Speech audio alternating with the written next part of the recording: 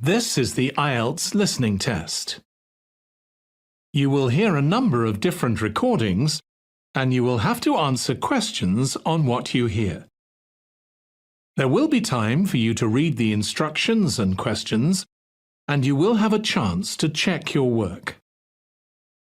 All the recordings will be played once only. The test is in 4 parts. At the end of the test, you will be given 10 minutes to transfer your answers to the answer sheet. Now turn to Part 1. A customer and a representative of a company which rents cars. There are 3 alternative answers, A, B, and C, for each question.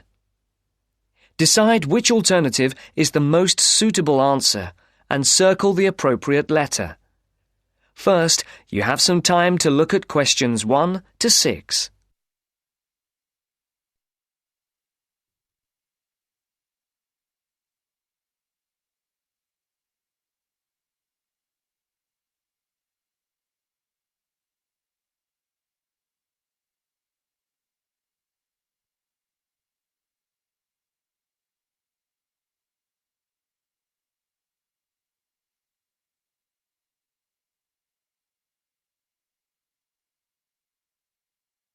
You can see that there is an example which has been completed for you. On this occasion only, the conversation relating to this will be played first. Thank you for calling Carline. So that we can best help you, can you please press the star button on your phone now? Thank you. Now choose one of the following 4 options by pressing the buttons on your telephone. Press 1 if you would like to make a car reservation. Press 2 if you would like to talk to someone about a car reservation. Press 3 if you would... Please hold while we put you through to one of our assistants. The caller can book a car by pressing button number 1. So A is the correct answer. Now the test will begin. Remember, you will hear the recording only once, so answer the questions as you listen. Now listen to the first part of the conversation and answer questions 1 to 6. Thank you for calling Carline. So that we can best help you, can you please press the star button on your phone now? Thank you. Now choose one of the following 4 options by pressing the buttons on your telephone. Press 1 if you would like to make a car reservation. Press 2 if you would like to talk to someone about a car reservation. Press 3 if you would... Please hold while we put you through to one of our assistants.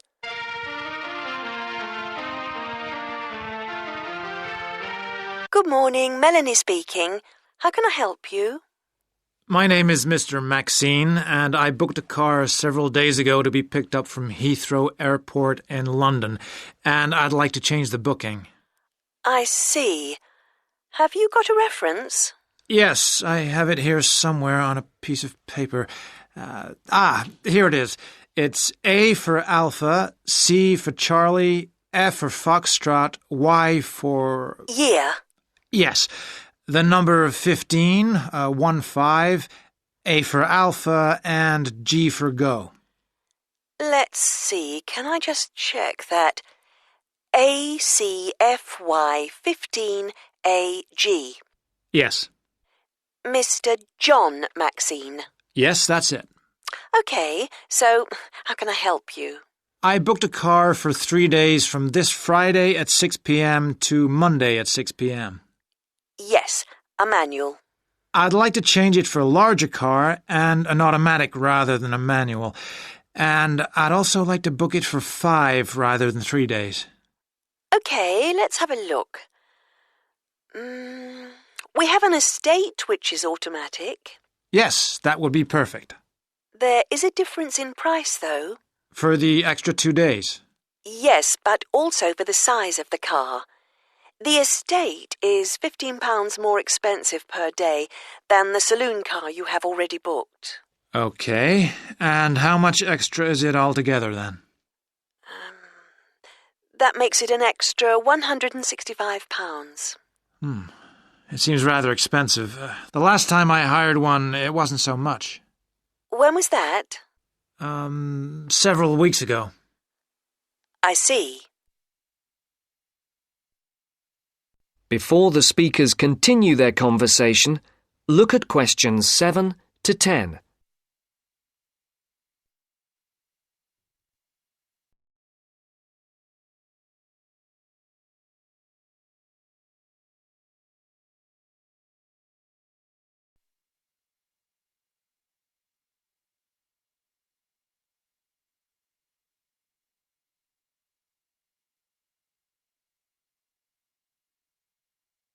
As you listen to the rest of the dialogue, complete the numbered spaces 7 to 10.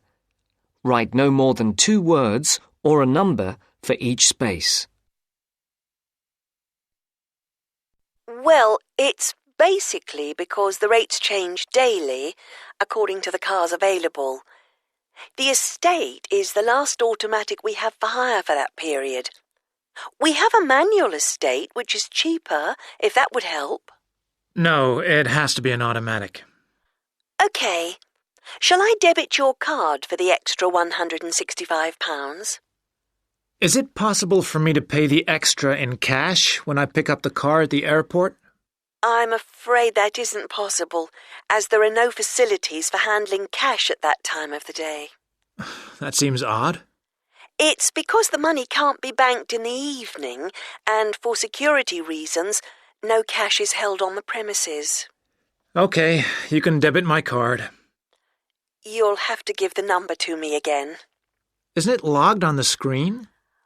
For security reasons, it doesn't come up on the screen when we look at the booking. Any changes, and it has to be entered again. I see. It's 3445 9911. 3445 9911. 4425 4425 7750. 7750. OK, that has now been authorised. Shall we send the receipt to your Park Vale address? Yes, number 40. Is there anything else I can help you with, Mr. Maxine? No, nothing else, thank you. Have a nice trip. Thank you. Goodbye. That is the end of part 1. You now have half a minute to check your answers.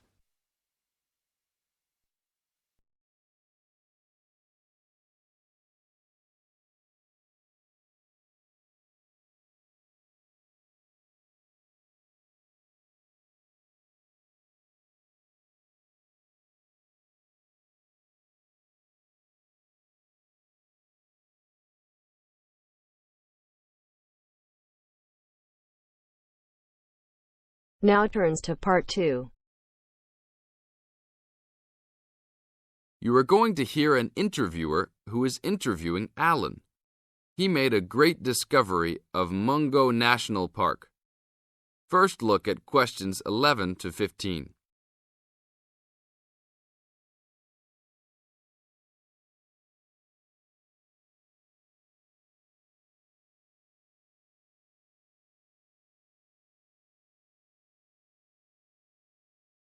As you listen to the first part of the interview, answer questions 11 to 15. An event occurred in 1996 over a period of 3 days that attracted considerable attention at the time and led to a new find in Mungo National Park, which is the focal point of the Willandra Lakes World Heritage Area in New South Wales, Australia. I talked to Alan Moore, the organizer of this trip, about his experience. Alan, what was the purpose of your trip? Well, as you know, I love the outback and lead tours of people wanting to go into more remote parts of the country. However, I thought it was time for me too to have a holiday. So I packed up my family and we went to Mungo National Park. Why did you choose this location? It holds a record of Aboriginal life stretching back over 40,000 years. And of course, I wanted my young kids to be amazed by the main feature of the park, the remarkable Walls of China, as they're called, where wind and water erosion have exposed this long history. I see. What was the weather like? It was unusual for that time of year. The rain was just one continual downpour after another. We were always soaked to the skin. So we decided to cut our holiday short and only stayed 3 days in the end. However, it was eventful. The obvious problem was to get back to the nearest town, a small place called Burunga. But the dirt roads out there are always impassable after rain, so we settled down for a long, wet wait in the park. We didn't really mind because the scenery was so interesting. However, the kids wandered away without our noticing, and eventually we realized they must be lost. So we used our two-way radio to contact the park rangers and the police, and a helicopter was sent. Luckily, the kids were found within a few hours, but they'd made an important discovery. Now look at questions 16 to 20.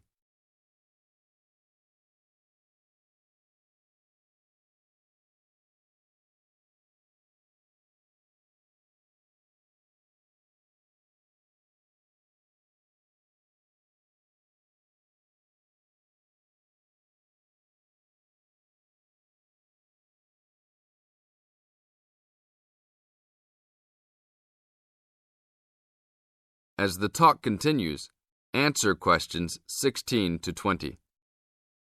So, the trip was also eventful for another reason, wasn't it? Yes. They led us to some ancient Aboriginal art. The kids had taken shelter in a very small, low cave that was difficult to see from the outside. We were lucky to have another family camping in our location. When they heard us calling the kids, they immediately helped us search for them, and as the hours went by, they also provided us with much-needed support and encouragement. We really appreciated their help, and as we were already soaked through after looking for the kids for a couple of hours, they even made sure we had enough dry clothes to wear. The park ranger managed to get through to us to lead the search, and when the helicopter pilot notified us by two-way radio that he'd seen the children but was unable to land nearby, we were able to eventually find them very excited about what was in their little cave. And what did you think of their cave? Well, after squeezing in, I must say I was impressed, and managed to take a few photos of it before we left. There were many faint markings and dots on the wall. It was difficult to tell what they represented because they were so small, but people from the museum who have since visited there said the markings were similar to some other findings in the area, and later confirmed they were very old. Although it's now a protected site, the children like to call it their cave, and are allowed to visit it when a ranger can go with them. Thank you, Alan. If you go to Mungo National Park, you can see the entrance to the cave and some of Alan's photos at the ranger's station. Alan continues to lead tour groups in the outback, and if you want further information... That is the end of part 2. Now you have half a minute to check your answers.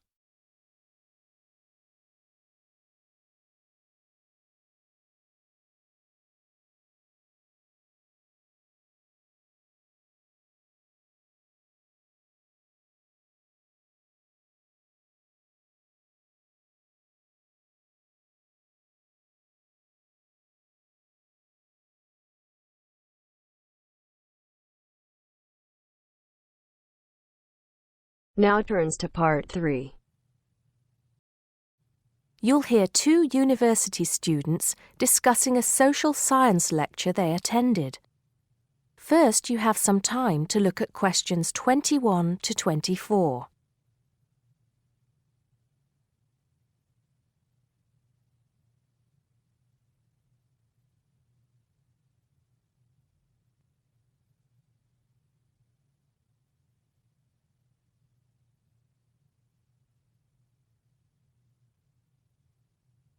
Now listen carefully and answer questions 21 to 24.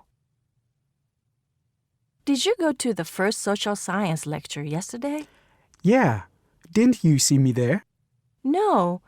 I was trying so hard to understand the lecturer. What didn't you understand? A lot of it, really.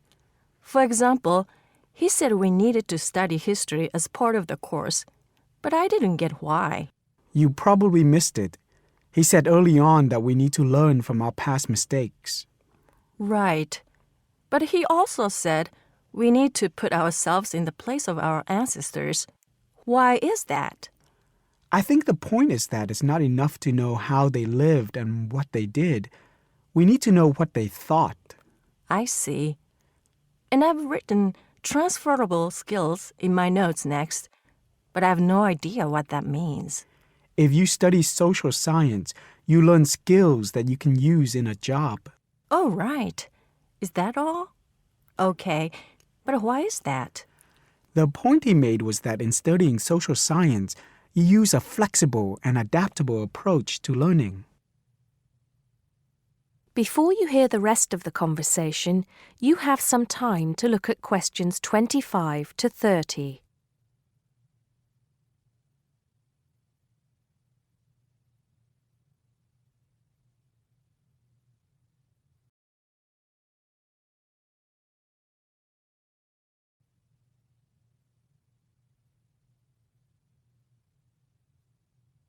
Now listen and answer questions 25 to 30. He also kept mentioning all the other subjects we will need to study as part of the course. I didn't write them all down, did you? Some of them. I think I can make sense of my notes. The first one was anthropology, which he said would cover prehistory and archaeology as well. Okay. Then there's economics. I wrote down that this was not meant to mean that we will spend all our time looking at economic theory, but more that we need to see how humans behave. That's good. I don't think I could handle economic theory. He said something about education too, didn't he? Yeah. He said we'll be looking at how cultural information is handed down from one generation to the next through teaching children. He said we'd be focusing on geography too, but I can't really remember which aspects. Can you? I noted it down, I think. Here we are, yes, particularly in relation to urban planning. It's law that I got confused about. I didn't understand why he linked that to economics. I think he meant that laws affect the way wealth is distributed. That makes sense. Now, what are the science wars? Okay, I did get that. The science wars are about how social science collects information. In sociology and social work, and in social science generally, they can only study patterns of behavior and observe. If you compare that to the way scientists work in physics or chemistry, it's very different because they use specific experiments that can be tested and which give concrete answers. Social studies is often accused of being unscientific. That's all. Okay. But it still looks like a good course, doesn't it? You don't have any regrets, do you? None at all. I'm looking forward to it. That is the end of part 3. You now have half a minute to check your answers.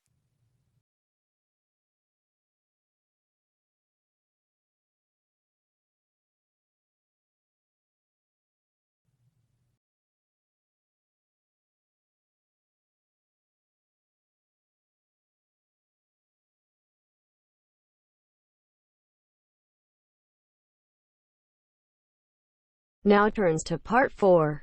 You will hear part of a lecture on cities of the future. You now have 30 seconds to read questions 31 to 37.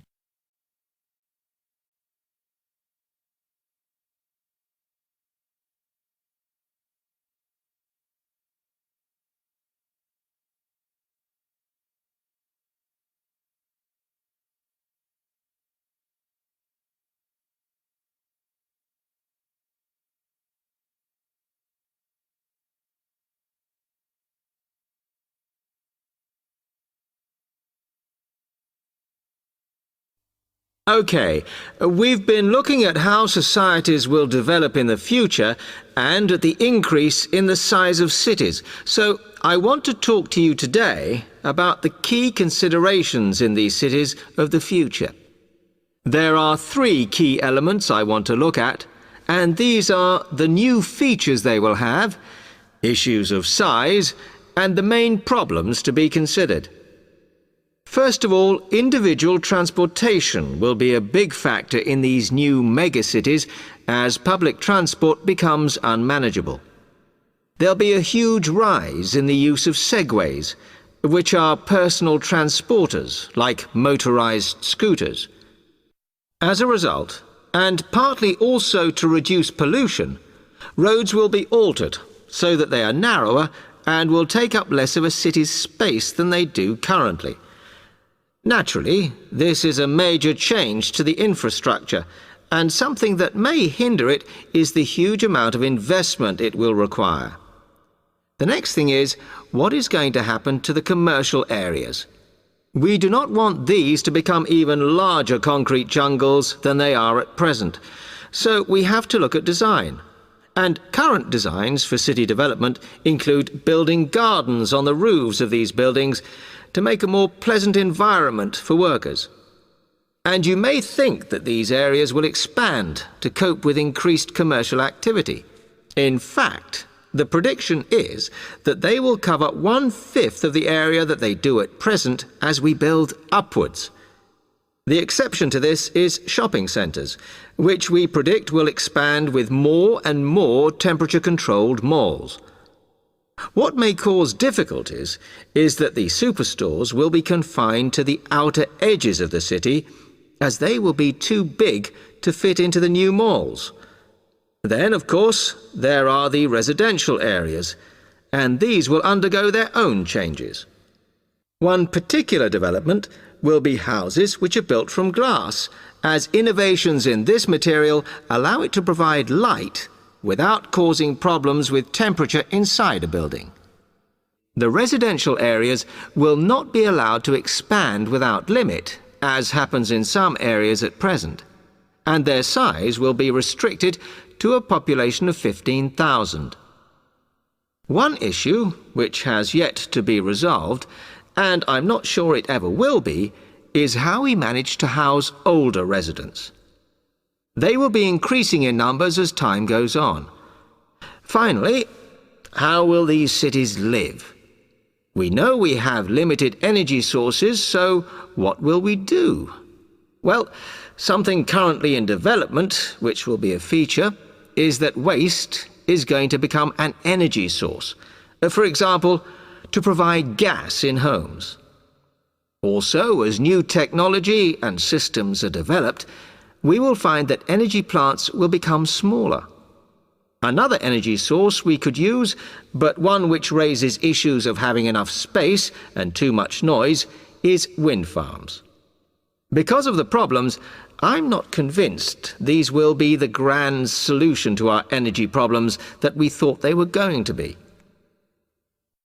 You now have 15 seconds to read questions 38 to 40.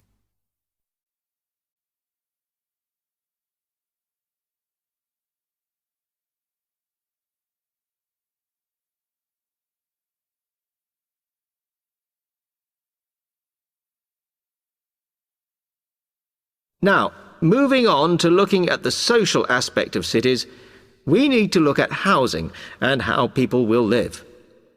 Cities currently have flats in the centre, populated by single people and wealthier residents, and families tend to move to the outskirts. In the future, the centre of cities will see a dramatic change. We will see many more examples of cooperative buildings. This is where people join together to form a company that owns the building they live in. And despite continuing shortages, there will also be a rise in the provision of retirement homes in city centres so that the elderly can have easy access to hospitals and shops. Recently, we have seen a levelling off in the growth of private housing, and I think that will not change. But we are likely to see more social housing, as far fewer people will be able to afford to own their own homes. OK, now, if anybody has any... That is the end of part 4.